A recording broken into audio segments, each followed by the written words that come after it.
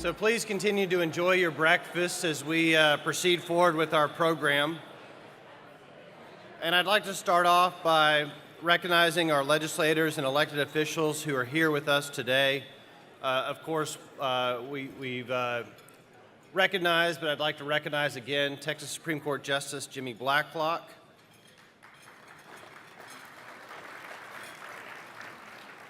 We also have the Chief Justice of the 12th Court of Appeals in Tyler, Jim Worthen. Welcome back, Judge. From the legislative branch, State Representatives Terry Leo Wilson and Richard Hayes, good morning. And from the other side of the Capitol, Senators Bob Hall and Kevin Sparks. Again, welcome.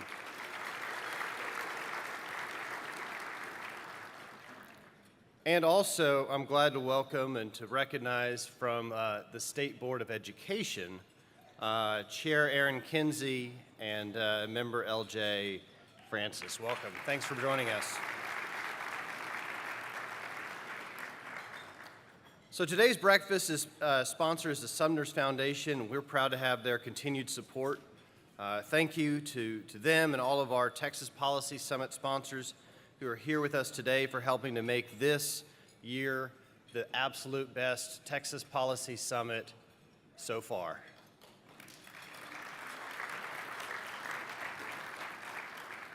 And we're proud to have many of the Sumner scholars from across the state here with us today to learn more about public policy and how all good policy originates in the states and not from Washington, D.C. Please watch this brief video to learn more about the Sumner's Foundation.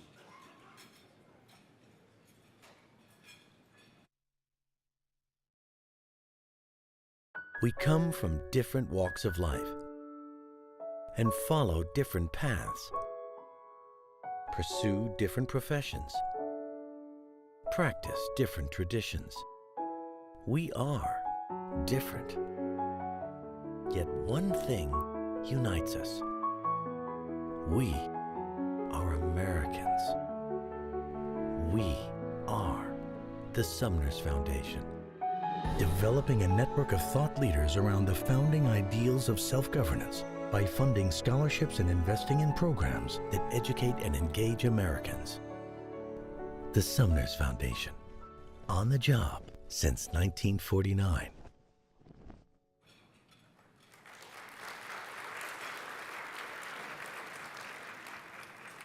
So I'd like to invite our two keynote panelists to join me on stage as I introduce them to you. First of all, it's such a privilege and treat for us to welcome and to recognize the Honorable Jason Chaffetz, who was the former chairman of the House Oversight and Government Reform Committee. Jason was elected to the United States Congress in 2008 from the 3rd District of Utah and served until 2017. As chairman of the Oversight and Government Reform Committee, he oversaw the second largest committee in the House and spearheaded some of the nation's highest profile government investigations. He joined the faculty at Harvard University in 2017, and as many of you know, is a Fox News Channel contributor, appearing regularly on Fox News and Fox Business. He's also a former place kicker on the Brigham Young University football team, setting 5 new school records while earning his BA in communications and then being in the local business community for 16 years. Please help me welcome former United States Congressman Jason Chaffetz.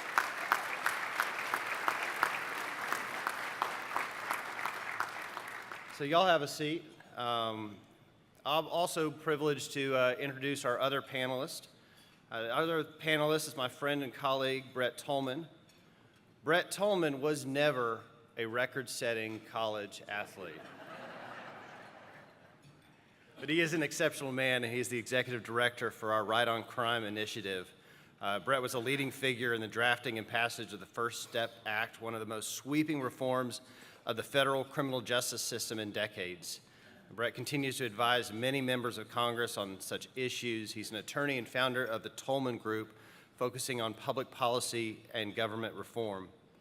Prior to entering private practice, Brett was appointed by President George Bush in 2006 as the United States Attorney for the District of Utah and held that office for nearly 4 years from 2006 to 2009. Please help me welcome our panelists.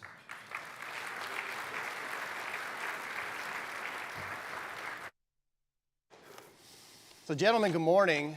We're here to talk about abuse of power, the weaponization of the FBI and the federal government against Americans. And I was hoping, Jason, with your background as chairman of oversight, you could kind of frame the discussion for us today on, we can't look forward until we know where we've come from. So, how would you set the table for what we're going to talk about this morning? Well, thank you. Good to be back with you. I was here a few years ago. Kevin Roberts was your director. I'm working with him now at the Heritage Foundation, but thanks so much for having me. I do want to clarify, I was not an athlete. I was a place kicker,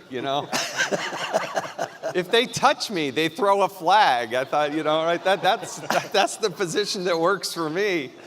This is pre-Steve Sarkisian days, but I was there when Ty Detmer, a Texan, came and won the Heisman Trophy, and so I had 5 school records. That's because we scored a lot of touchdowns. They were all extra point records. That's a testament to Ty Detmer in the offense, not so much the place kicker, but I'll take it, And I like to remind Utahns, we never lost a game by the margin of my missed kicks. Otherwise, I'd be living in Texas or Arizona or somewhere else,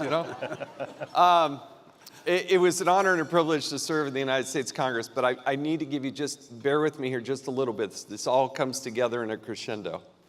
The Oversight Committee in Congress was founded in 1814. The whole idea and the premise was that every government expenditure that goes out the door, Congress should be looking at. It's had many different names and titles. It got big, it got small. For a big part of that time, it was the biggest committee in all of Congress.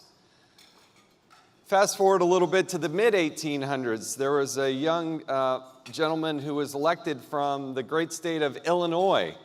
And he joined, and the committee that he was assigned to, under a different name, but the same committee, was the Oversight Committee, and his name was Abraham Lincoln.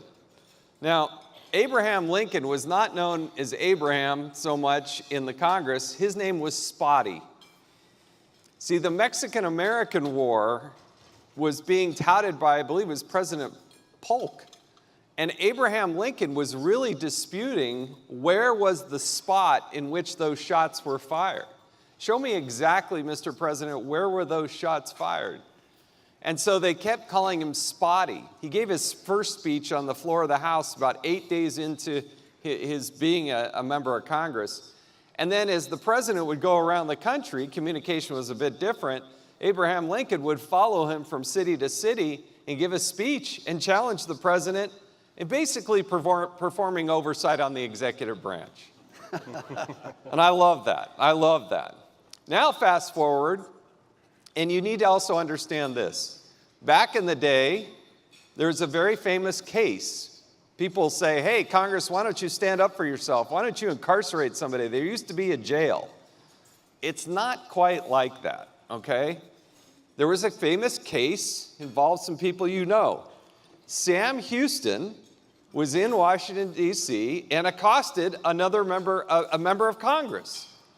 That's the allegation. And so they held him in contempt of Congress for getting essentially into this fight with a member of Congress. His attorney was Francis Scott Key. Now, he was convicted, and while they were going through this, they didn't know where to put him. So there was like a saloon in Washington, D.C., and they put him on the top floor. He was incarcerated for months. But Congress showed a little bit of backbone, saying, hey, you're not going to come after us, and we're actually going to, take care of it. And that background and experience was very, it created a wave. Now fast forward to the 1980s when Ronald Reagan is president. His Secretary of Education was Neil Gorsuch's mother. She was the Secretary of Education. Congress wanted documents from the Department of Education. And she basically thumbed her nose at him and said, come and get them. I'm not giving them up. I am not giving them up. And you know what? Congress just folded. Congress said, we're going to have to let the executive branch go and do this. And the Reagan administration said, sorry, you're not getting them. Unfortunately, for a guy like me, that was a really bad day. Because until Congress actually stands up for itself, uses the power of the purse, uses its, we always say, oh, you got the power of the purse. We never, ever use it. Okay? Ever. I've never seen it happen. Maybe we need more fistfights. Yeah. So, right now, as a foundation, we're going to talk about the problems and challenges. One of them is, I don't believe personally there should even be an appropriations committee. Because you have 22 authorizing committees. Take anything you want, including the Department of Justice, okay?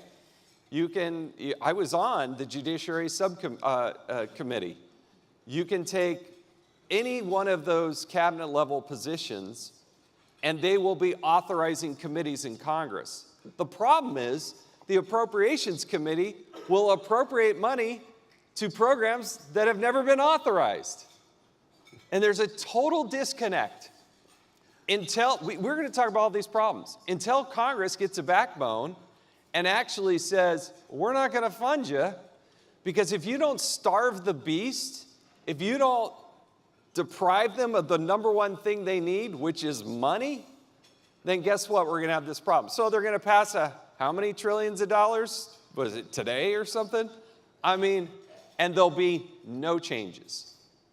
And until we actually understand that the Congress has to stand up for itself, use the power of the purse, hold these people accountable. The Appropriations Committee is a new phenomenon. It didn't used to be that way. It would be so refreshing if the Department of Justice wanted its money that they had to go to Jim Jordan and the Judiciary Committee to get that money. Do you think things would change? Oh no, they have to go to the appropriators. They just need to go over and talk. Who chairs? Who's the cardinal in charge of the Department of Justice on the Appropriations Committee? There's not a single person that can name that. I can't even tell you who it is. That person holds all the strings. They're the ones that are funding this mess. Well, what I'll add, though, Jason, what's odd is right now, because we have allowed, well, Congress doesn't have the background, so they're not holding accountable the Department of Justice and the FBI, et cetera, and they don't use the power of the purse to do it. So now what you have is this ironic situation where you have real crimes like the Hunter Biden and Biden crime family that should be investigated by DOJ, but they've shifted their power to politics. And ironically, the only way we know about their crimes is because Jim Jordan and Comer are holding hearings.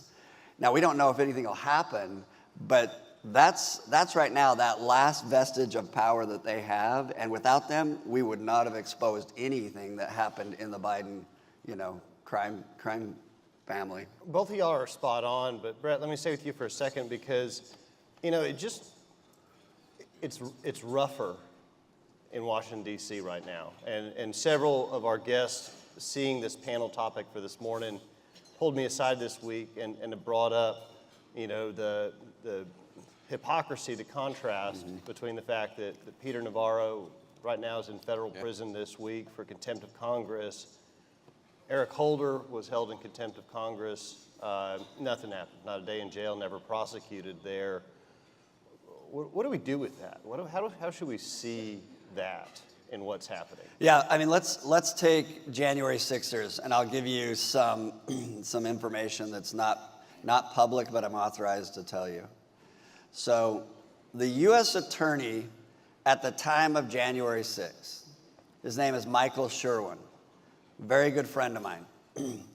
He was in charge, and he was asked by Merrick Garland and the DOJ, well, Barr and then Merrick Garland, put together a plan, a prosecution plan, investigation and prosecution plan. And he identified, Rob, a standard that he would use. It was called entry into the Capitol plus. And that plus had to be something like you hurt someone, you broke something in the Capitol, you stole something. something in addition to just walking into the Capitol. And he identified between 200 and 300 people. He went and presented that. Barr accepted that. When Merrick Garland came in, they got rid of Mike Sherwin, ran him out, and said, the political opportunity is so significant, we're going to prosecute thousands. Everybody that was there. They were willing to circumvent our Fourth and Fifth and Sixth Amendments in their investigations and use extraordinary national security authority to investigate citizens of the United States. Many whom, and I represented some, many whom that went into the Capitol did not know. I think about my client, a 65-year-old concert pianist. She was there supporting Trump at the rally, went into the Capitol following her son-in-law, thought it was like the Utah Capitol, and Jason can tell you this. You can go anytime and walk in and there's no security, and you can walk into the Capitol and walk out. And she thought that's what was going on. And she was in for 20 minutes, and she served months in federal prison. And so that was all part of, and I've talked to FBI agents that are not happy because they were pulled off of priorities and violent crime and human trafficking crime, and they were told this is the highest priority in the nation. And when people got upset and they wanted to criticize, and they said, Washington, D.C.'s U.S. attorney is using all their resources. And by the way, you know what they tried to do? They tried to investigate and prosecute Mike Sherwin before he left office. The U.S. attorney who had fairness and consistency and justice on his mind and didn't care about anything but the facts and the law. And so you have a situation where one side of the political world and landscape we live in is now willing to say, we'll disregard the law and the facts. It's more important that we get to the end we want. We won't care about how we get there, and we'll sacrifice our law and order system. I never thought, and I spent 25 plus years now in the criminal justice system, I never thought when I was a federal prosecutor that we would abdicate the notion of fairness. I was just as happy to prosecute a Republican as I was a Democrat when I was U.S. attorney, if the facts and the law supported it. But we're not there right now, Rob. So Jason, staying on that point a little bit different, and I get frustrated in policy debates and the whataboutism. You talk to somebody and you bring up a point like, well, what about your guy? And, look, they're both wrong, But there's a point here.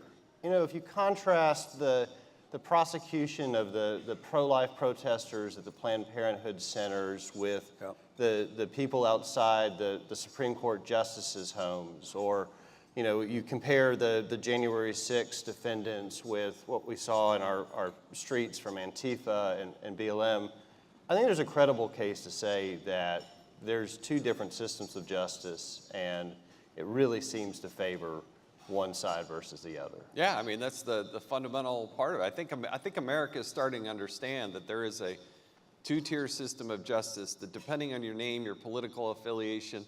One of the things the Department of Justice did, if you look back in the early days of Biden, they very quickly designated that white supremacy was the #1 threat against the United States of America. And so if you believe that white supremacy is the #1 issue, then there's going to be a dragnet out there saying, let's go find white people and let's make sure that we use all the resources. And then it becomes the justification to do all kinds of surveillance and other types of surreptitious activities. That's pretty well documented along the way. I think, as conservatives, Republicans, and some good-minded Democrats as well, you have to keep making the case that, hey, we're here about fairness, about justice. And let's just bring up the whole Hunter, let me come back to the Hunter Biden thing. You have Peter Navarro, who's been in jail, a week now, something like a week. And Hunter Biden issued a subpoena and doesn't show. Then they have another hearing, and I do think the committee made a mistake. I'm a huge James Comer fan and Oversight Committee fan. but they didn't issue him a second subpoena. They should have issued him a second subpoena. So he doesn't show and says, well, you know, I appreciate it, but it just doesn't work with my schedule. Even though my schedule's changed and I don't have a conflict. Too busy. You know, but thanks for the ask. Artists have tough schedules. Yeah, and nothing, artists have to. So he doesn't show. Nothing's going to happen to him.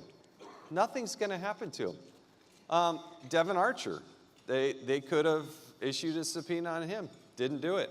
When I was in Congress, and I was going after, you know, I was very involved in the Hillary Clinton investigation. We had a guy who we were pursuing named Brian Pagliano. Brian Pagliano was the IT specialist for Hillary Clinton. Worked with her for 4 years at the State Department. When she left, he left, went to work on the campaign. He was the one that was allegedly involved to some degree with the bleach bit and the destroying all the documents and whatnot. We had issued subpoenas. Now, in the world I come from, if you're issued a subpoena and you purposely destroy those documents, there should be some sort of consequence. Nothing. Then we find out, if we remember the hearing that I conducted with James Comey, and at one point I said to Comey, just fishing, I didn't know if it was true or not, I said, did you ever have an immunity agreements out there? And he said, oh, we might have, I don't really know. I'll have to get back to you, Congressman. I'm like, really? All right, so they come up, the Department of Justice comes up, and they produce 3 documents, and they show us 3. Now, the person there from the FBI, she was so nervous. This is me, John Radcliffe, another great Texan, and Trey Gowdy, along with some Democrats. They produced these documents to us, and immediately John Radcliffe and Trey Gowdy, some seasoned attorneys, came back and said, well, wait a sec, there's no requirement in this immunity agreement to cooperate with the government. This is just a get-out-of-jail-free card. You're not going to be prosecuted. Never issued. Those are never issued. And these Radcliffe and Gowdy are like, this is unbelievable. And then I finally turned to her and I said, are there any more? And she said, yeah, there are. So they coughed those 2 up. One of them was this Brian Pagliano. His deal was, and I asked for all the documents that he had. He was the IT specialist at the State Department on the 7th floor, and then they finally came back and said he never sent, nor did he ever receive an email. Like, what? How is that possible? So I said, all right, I'm going to have him appear before the committee. First time, no show. Issued another one, served by the U.S. Marshals, a no show. We refer that criminally to the Department of Justice, nothing. And again, if you don't go, I have the same answer to everything. If you don't hold them accountable with appropriations, nothing's going to change because the national media is not going to help you. They're not going to write these stories. Yeah, let me add, if I can, Rob. There's a motion that's been filed in the classified documents case right now. It's called a motion for selective prosecution. In 25 plus years, I've seen that motion filed one other time. That motion was also just granted in a case in Washington by a federal judge. That motion says you're picking and choosing who you want to prosecute, not based on facts and law and consistency, but you're picking who you want. The judge right now in Florida is correctly considering that. I hope she grants it. Because can you think of anything more telling and visual than the contrast of Joe Biden and classified documents, not the president, possessed over years and years, and possessed while he was a senator. And by the way, the documents he had that were classified when he was a senator that somehow made it into his home and into his office, you have to do a lot to get it out of Congress. You have to take that from a secured area you go to the crypt, you ride an elevator, you go through security. So to say that you inadvertently took it is an impossibility. And then you compare that to the classified documents, the Mar-a-Lago one, of a former president bringing his files. You prosecute one, you don't prosecute the other. The Hillary Clinton prosecution, it might be the greatest, most egregious example of selective prosecution that is out there today. Dig into those. Look at those cases. You'll be shocked at what you see, the similarities, and in fact, it's worse in the Biden situation. Let me ask, though, Brett and Jason, it's not just that it's selective prosecution. It seems to me that our current government is breaking the rules to get people. And not just political figures, but, you know, if you could talk about a little bit, you know, the 100J6 defendants have to be resentenced because the sentencing enhancement that the government used was invalid. And, you know, you look at like the Douglas Mackey instance, like that had to get approved. That had to get through the chain of command to prosecute and try to put in federal prison a guy that posted a election meme online and to try to put him there. You know, the novel ways that these statutes are being used against the pro-life protesters, it's not just, you know, it's not just playing rough, but there's some real cheating going on. Yeah, I'll just say, let's take a look at Georgia right now. Georgia takes a statute, the RICO statute, the federal RICO statute, it's a very powerful statute. We used it to go after the cartel, we used it to go after mobs, and the last case that I authorized is U.S. Wait, RICO, I heard this in Congress. It's not a crime, I know. It's not a crime. It's not against the law. Go ahead, Brett. There are legal experts that do disagree that it's a crime. So we went after a large gang that was operating as an organization. On the federal side, you have to show there's an underlying criminal activity that an organization is engaged in, and they are working together to achieve that goal. In Georgia, they passed a similar statute, but they left out an important part, that there has to be an underlying criminal activity. So then they go after Trump and his lawyers. Now, I don't care if you like Trump or you dislike Trump. This should not be happening in our country where we're willing to do exactly what Rob said, and that is, I know it doesn't apply, but I'm willing to do it because, and here are the reasons. Politically, I get a lot of credit on my side. The media is not going to do their job and criticize or investigate. I don't have anyone else to hold me accountable. And with prosecutors, you cannot right now currently hold them accountable for abuse of their discretion. You can't prosecute them because we've expanded immunity. You can't go after them for ethics violations unless you can prove they did something criminal. So we're at a place now where we've given so much power to prosecutors with no accountability and no transparency that we're seeing the result of when government is given power and given money, and we don't require them to justify how they use their power or their money. Okay, so real quickly, because this is going to go right back in Brett's lap. One of the best things I did on the Judiciary Committee, as I look back and say, oh yeah, I was there for a while. I was not an attorney, but I was on Judiciary. That I was a holdout on FISA reauthorization. 100%. And I said, no, I'm not going to vote for that. But the one thing I did convince him to do, which is paying off now, is I said, look, it's got to have a sunset. Don't let it go in perpetuity. Have a 7-year sunset. So that sunset is coming up. Now we're revisiting it, which I think is a good thing. It's the best amendment I think I may have offered in Judiciary for the 7 years. But Brett understands this more intimately than you can imagine. Well, so they're reauthorizing it, and right now, I was sitting and I get this email, and it's an email of conservative former U.S. attorneys, and there are hundreds of them. And it says, join us on this letter. So these are all individuals appointed by Reagan, Bush, Trump. Join us on this letter and demand that Congress reauthorize 702, sneak and peek, wiretapping without subpoenas, reauthorize that. Don't let them require that they have to have a subpoena and they have to have a judge authorize these certain ones.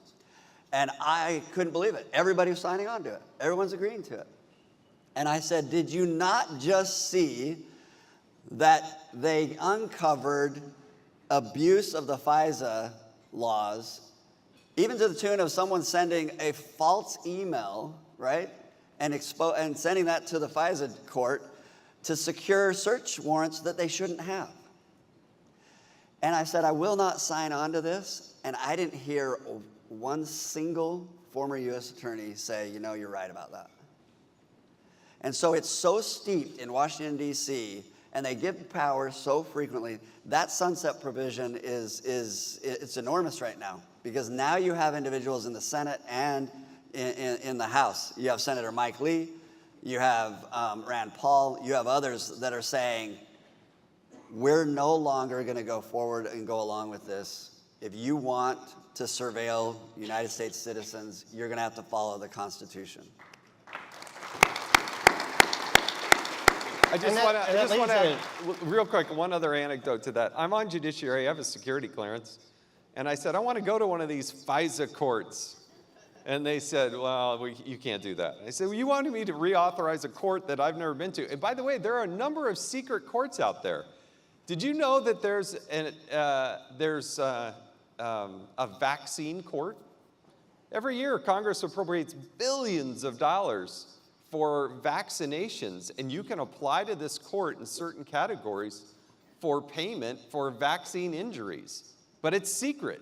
And I said, well, I want to go to that. And he said, oh, Congressman, you can't go to that. What, I have a security clearance, I'm on the authorizing committee. What do you mean I can't go to it? Oh no, it's too private. And when I wanted to go to the FISA court, and they said, well, it's not actually a court. It's like we send these documents to a judge, they sit in a secure room, they read these documents, they authorize it. I said, how often do they get authorized? What is it, 99% of the time they get authorized? And it's not a court the way I think we're supposed to have that. There's got to be some sort of pushback a little bit in order to make the case on the other side to be an actual court. That's who the United States should be. Jason, same with you, and one of the reasons we wanted to have this panel this morning, though, is that we're not just talking about Trump administration officials. We're not just talking about Washington, D.C., and you had a great tweet in January in talking about the federal mandate, I guess, to banks to search private transactional records for key terms like Trump and MAGA, and maybe some of y'all's banks' records were searched as part of this. What was that about, and what do you see that's broader than just what's happening in the Beltway? I think it's one of the biggest issues of our time. I've written 4 books, very fortunate to do that. Puppeteers is the current one that I have. But I did get a contract to write another book. This is good. This is the core of what this next book that's coming out probably a year from now, about how the government, big tech, big business spy on you and your family. And most of the people you talk to, they say, I don't care, I haven't done anything wrong. That's not where this is going, folks. They are spying on you for a lot of different information. They're taking your information as a suspicionless American. And if you, in this case, have gone to Cabela's, heaven forbid, to buy some worms to go bass fishing or whatever, then you're going to be on this list, and they're going to start to profile you. They're going to combine that with AI, and they're going to start assigning you a score. And this is what they've done in China. It's a social score. How environmentally friendly are you? How good are you in terms of voting, and where do you vote? What's your healthcare profile? I mean, they can take every bit of data about you and then be able to make decisions about what sort of benefits you get, don't get, where you can travel to, where you can't travel to. This is where this is going. And it's a slow drip where the younger generation just kind of accepts it. And I think that is the plan. And that's what's very scary about this. Looking into your banking records, looking into your financial transactions is nobody's business. And shame on those big financial institutions that are coughing up this information without getting a subpoena or a court order to do so. And even the banks are doing this in a one-handed way. They're giving it right over to the Democrats without any paperwork, so to speak. And with the Republicans, when they ask, oh no, we're not doing that. And it's fundamentally totally wrong as an American. It's just so backwards, but it really is more scary than you think it is because of what the end game ends up looking like. Let me give a real life example of this. So I get contacted by an individual who said, I just had the FBI knock on my door. And I said, okay, and he's a businessman, he's a conservative, and he goes, I have no idea how they got to my front door. And I said, well, what's the issue? He says, I was in Washington, D.C. on January 6th. And I said, you were in Washington, D.C. on January 6th? He goes, you went in the Capitol then? He's like, no, I didn't. I wasn't there for that. So they're knocking on his door. And I started digging into it, and I realized that what they've done is they've designated it a national security emergency, January 6th, and they got from all sources, airlines, banks, you name it. He goes, I didn't post anything. I had no pictures.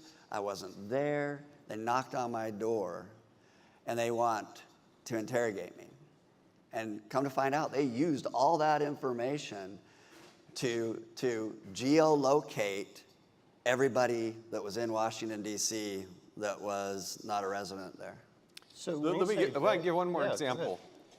We did hearings. Violations of constitutional protections, for sure. We did this investigation, actually did hearings on it. The IRS had purchased what's called a stingray. Now, a stingray, is about $450,000. And you can put it up on an airplane or a helicopter, and you can zoom around and you can pick up everybody's telephone. You can pick them up, all of them. And the IRS... Tinfoil hats. So we bring the IRS in and say, well, what'd you need this for? Oh, it's for law enforcement. Okay, but you're not law enforcement, you're the IRS, okay? So, well, sometimes we have to serve, we got to go in and do that. I said, no, you go talk to the local sheriff if you think you're going to have problems when you're knocking on somebody's door. You don't need to do this. And by the way, the number of guns that are issued to federal employees is absolutely stunning. I'm all pro Second Amendment guns, but not for these fake cops out here that are throwing their badges around. Well, 87,000 new ones. Yeah, so they had purchased these stingrays. They said, well, we don't ever plan to use it, but in case we plan to use it. And I said, then why did you buy 2 of them? They bought one for the East Coast, they bought one for the West Coast. So they spent almost $1 million. Then they're complaining they don't have enough money to process your returns and answer the customer service. Meanwhile, they have to have airplanes and surveillance tools to go in and via airplane. Now, they're not just gathering your telephone number, then they're looking at who are you communicating with? Who's on the other side of that line? And they're trying to put together this labyrinth. This is so pervasive. What I think people will be shocked about in the book that I'm writing about is how much the government spends to acquire this data and how much the government makes by selling the data. So sitting in the middle of this are data brokers. And you know where this ends up in? The hands of the Chinese and the Russians and others. And so when we talk about TikTok and all those other things, it gets real serious really fast, people. And the government is sitting right in the middle of this equation as a willing partner, and it's scary. I was in the room when Jim Comey, during the reauthorization and expansion of the FISA power of the Patriot Act, stated to members of Congress, we will never use this against American citizens. We'll never use this power. It's unauthorized to use against American citizens without some exceptional and extraordinary exceptions and a judge looking at it. We now know millions of Americans have been surveilled using FISA that was authorized in the Patriot Act. Is it a lie? Did he know at the time? Is it a plausible deniability situation? It doesn't matter. What happens when Washington, D.C. is in charge of its own power and whether or not they're going to be held accountable. Government expands. they expand their power. That's why TPPF exists, because it is to remind the American citizens that we were founded on the notion of limiting power. How frightening is it to see a Supreme Court justice saying, I'm a little concerned that the First Amendment might be a constriction on government. Yeah. That is what it's for. So there's, what I'm hearing, and in no hyperbole, is that there's probably a Robert Henneke computer file sitting in Washington, D.C. right now with my personal information or things that are there, probably everyone's name that's here. And Jason, Brett, in the few minutes we have and kind of looking at where do we go from here, I agree with everything you said, Jason, about the role of Congress and the abdication of that role and really what needs to happen, but it's not.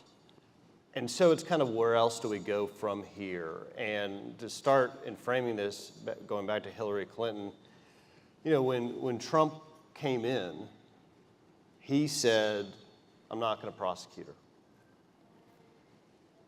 Do we need to have mutual assured destruction to get back to a level of neutrality on this?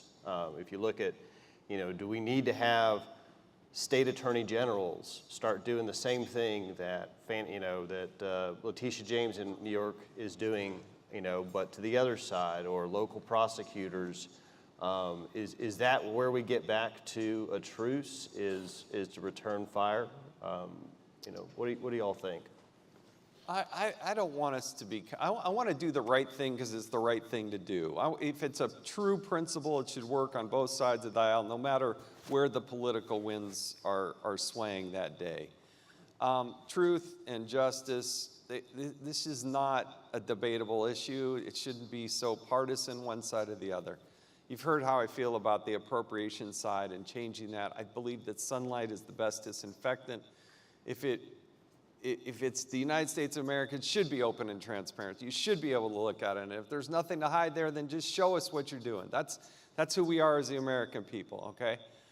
But solving this problem, there have to be some fundamental structural changes. And I do believe states play a big role in that. I think governors, attorneys general, state treasurers. You look at what Marlo Oaks has done in Utah in exposing DEI and what BlackRock's doing. I know Texas made a big move, pulling out $8 billion. And, those types of things make a big difference.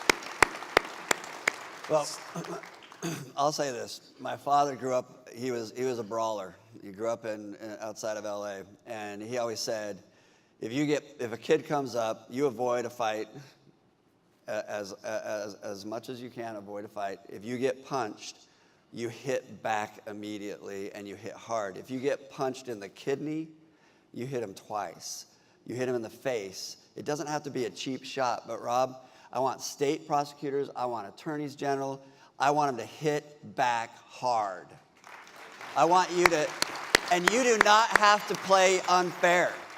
That's the beauty of the Democrats. They do violate the law and it's obvious. We don't have to give them a pass anymore. Take, Ken Paxton, take the attorneys general across this country, exercise the sovereignty of these states and hit back hard. When I say hit back, there are individuals that need to be prosecuted, whether it's election fraud, whether it's theft of government resources, whether it's on the larger scale and it's bleach bit and destroying evidence. Hit back hard, because that is the only way I think bullies that are willing to violate the law are going to say, maybe we should rethink doing this again. Amen. Strong closing. Jason, Brett, thank you for the discussion here today. We're out of time, but if you all would help me thank Jason Chaffetz, Brett Tolman for being here today. Thank you. Thanks. That's great. Thanks,